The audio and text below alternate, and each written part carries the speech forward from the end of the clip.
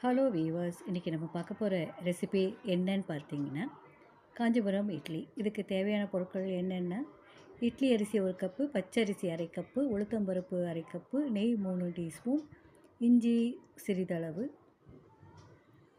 சீரகம் அரை டீஸ்பூன், மிளகு அரை டீஸ்பூன், முந்திரி ஒரு 15, கருவேப்பிலை சிறிதளவு, உப்பு, எண்ணெய் தேவையான அளவு. இது எப்படி செய்யலான்னு பார்க்கலாம். இட்லி அரிசியும் பச்சரிசியும் ஒரு 4 மணி நேரம் ஊற வச்சுடுங்க. உளுத்தம்பருப்பு ஒரு 1 மணி நேரம் ஊற வைங்க. எல்லாத்தையும் நல்லா கழுவி உளுத்தம்பருப்பு நல்லா பொங்க அரைக்கணும். இட்லி அரிசியும் பச்சரிசியும் நல்லா கொஞ்சம் தண்ணி விட்டு நல்லா நைஸாகவே அரைச்சிக்கலாம். இதை எல்லாத்தையும் ஒரு பாத்திரத்தில் போட்டு தேவையான அளவு உப்பு சேர்த்து ஒரு 9 மணி நேரம் நல்லா புளிக்க விடுங்க.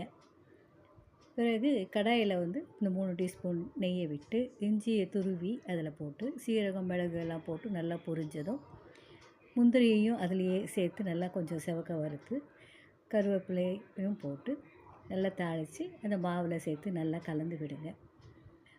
சின்ன சின்ன டம்ளர் எடுத்து அதுக்கு உள்ள நல்ல எண்ணெயை தடவி பாதி அளவுக்கு மாவு ஊற்றி இட்லி பாத்திரத்துலேயோ இல்லை குக்கரில் கூட ஒரு விசில் எடுத்துகிட்டு வெறும குக்கரில் கூட நீங்கள் இதை இட்லி அதில் மாவு அதை டம்ளர்லலாம் ஊற்றி அது உள்ளே வச்சு ஒரு 15லேருந்து 20 நிமிஷம் வேக வச்சு எடுங்க.